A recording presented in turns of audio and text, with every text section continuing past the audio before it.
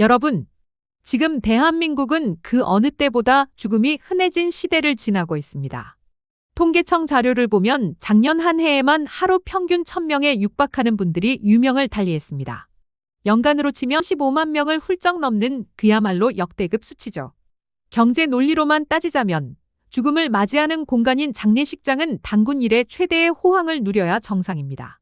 손님이 넘쳐나다 못해 줄을 서야 할 판이니까요. 그런데 현실은 소름 돋을 정도로 정반대입니다. 전국의 장례식장들이 약속이라도 한 듯 문을 닫고 있습니다. 16년 동안 제주의 한 대형 공공의료원을 지키던 장례시설조차 최근 간판을 내렸습니다. 1년에 수백 건의 이별을 책임지던 곳이 왜 스스로 사라지는 길을 택했을까요? 영상을 시청하시기 전 구독 버튼 부탁드립니다. 유익한 영상을 매주 시청하실 수 있습니다. 오늘 우리는 그 붉은 육개장 국물 속에 숨겨진 잔혹한 자본의 논리와 현대인이 죽음을 대하는 방식이 얼마나 급격하게 변했는지 그 민낯을 추적합니다. 지금부터 제가 들려드릴 이야기는 단순한 산업 리포트가 아닙니다. 머지않은 미래 여러분과 저희 마지막 모습이 될지도 모르는 아주 현실적이고도 서글픈 예고장입니다. 이 영상을 끝까지 보지 않으신다면 여러분은 아마 나의 마지막을 준비하는 데 있어 치명적인 착각을 하게 될지도 모릅니다. 제1막 육개장 제국의 은밀한 수익 공식. 제1장 빈손은 미끼, 진짜 돈은 입에서 나온다. 우리가 흔히 장례식장 하면 떠올리는 이미지는 무엇입니까? 엄숙한 분위기, 검은 양복 그리고 무엇보다 빨간 육개장일 겁니다. 그런데 여러분, 왜 하필 육개장일까요? 귀신을 쫓는 붉은색 때문일까요? 아니면 밤샘 조문객의 해장을 위해서일까요? 업계의 베테랑 관계자들은 아주 서늘한 미소를 지으며 말합니다. 그게 가장 많이 남기 때문이라고요. 대량으로 끓이기 쉽고 시간이 지나도 맛의 변함이 없으며 무엇보다 원가 대비 마진율이 상상을 초월합니다. 사실 장례식장은 공간 임대업이 아니라 외식업이었습니다. 빈소 대여료는 손님을 불러 모으기 위한 미끼에 불과했습니다. 과거의 통계 수치는 경악스럽습니다.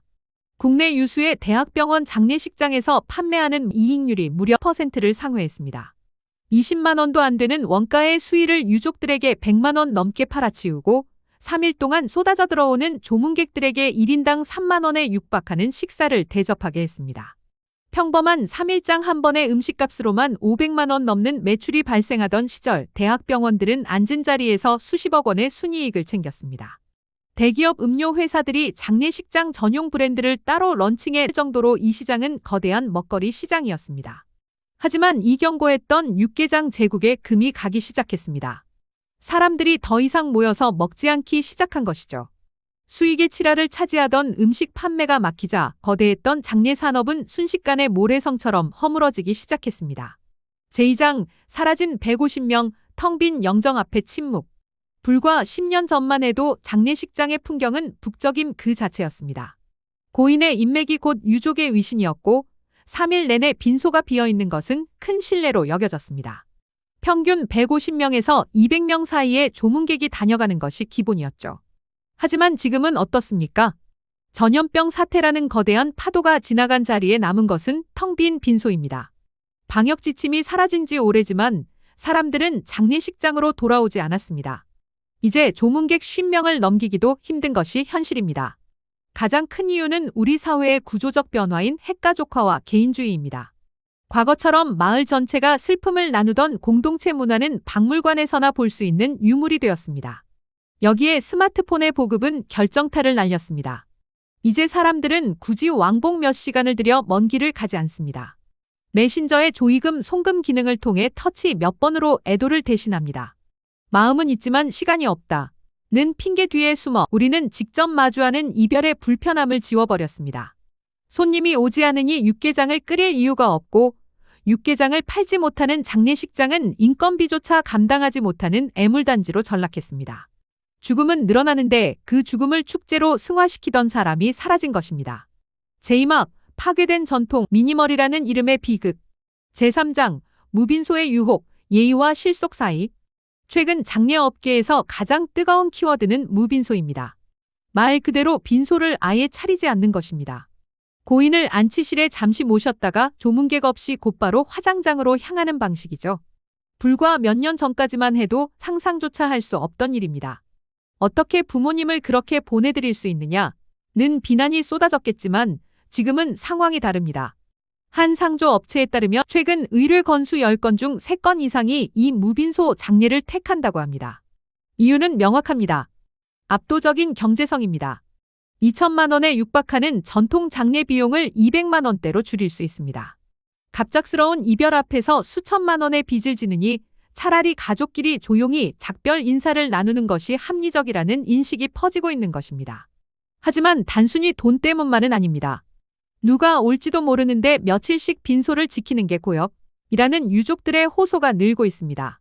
고인 또한 생전에 자식들에게 짐이 되기 싫으니 제발 조용히 치러달라는 유언을 남기는 경우가 다반사입니다.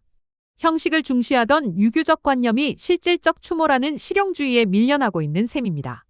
장례식장 운영자들에게 무빈소 장례는 재앙과 같습니다. 빈소 임대료도 음식값도 받을 수 없으니 그저 시신 보관소 역할만 하다가 손님을 보내야 하기 때문입니다. 제사장, 가족에게 버림받은 마지막, 직장의 공포, 무빈소보다 더 처참한 형태의 이별도 있습니다. 바로 직장입니다. 이는 장례 절차 자체를 아예 생략하고 시신을 즉시 화장 처리하는 것을 뜻합니다. 원래는 신원을 알 수 없는 무연고 사망자를 위한 제도였지만 최근에는 멀쩡히 가족이 있는 분들도 이 길을 걷습니다. 이유는 충격적이게도 가족의 거부입니다. 최근 3년 사이 서울 지역의 무연고 사망자는 2.5배 넘게 급증했습니다. 그런데 이 중 상당수는 진짜 연고가 없는 것이 아닙니다. 지자체가 연락을 취해도 가족들이 경제적 능력이 없다, 오래전 끊긴 인연이다 라며 시신 인수를 포기하는 것입니다. 부모의 마지막을 국가에 떠넘기는 자식들, 그리고 그들을 비난할 수만은 없는 빈곤의 악순환이 장례 현장에서 매일같이 벌어지고 있습니다. 남성들의 고독사는 우리 사회의 가장 어두운 단면을 보여줍니다. 퇴직 후 사회적 관계가 끊기고 가족과 멀어진 이들이 고시원이나 쪽방에서 홀로 숨을 거둔 뒤 한참이 지나서야 발견되는 일이 일상이 되었습니다. 이들의 마지막에는 육개장 냄새도 조문객의 울음소리도 없습니다. 그저 행정적인 처리만 남을 뿐입니다. 장례식장이 문을 닫는 이면에는 이처럼 누구에게도 환영받지 못하는 죽음이 산처럼 쌓여가고 있다는 서글픈 진실이 숨어 있습니다. 제6장, AI로 소환된 망자, 데스테크의 시대. 전통적인 공간은 사라지고 있지만 그 빈자리를 기술이 채우고 있습니다. 이른바 데스테크 닷텍 산업입니다. 가장 충격적인 것은 AI 추모 서비스입니다.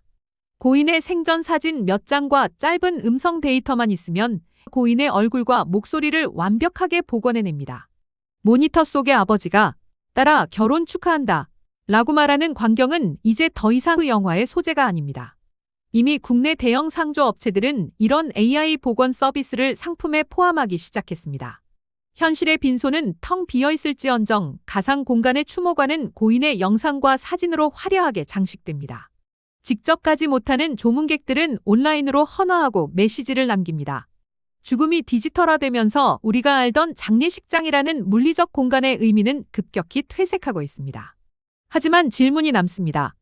AI가 건네는 사랑한다 는 말이 과연 유족의 찢어진 가슴을 진정으로 치유할 수 있을까요?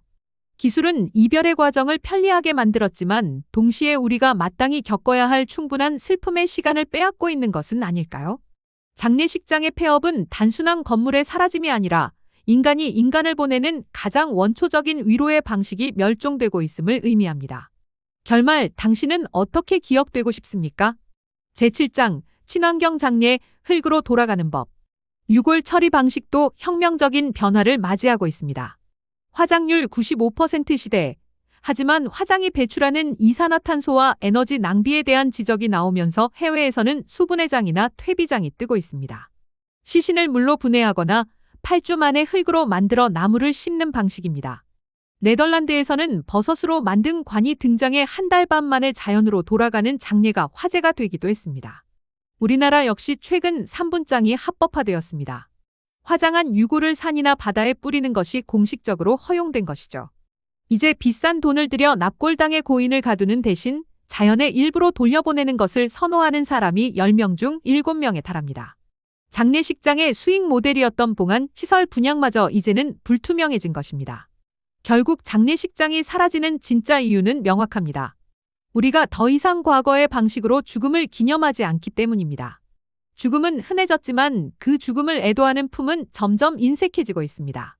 제주대병원 장례식장의 폐쇄는 한 시대의 종언을 고하는 신호탄입니다.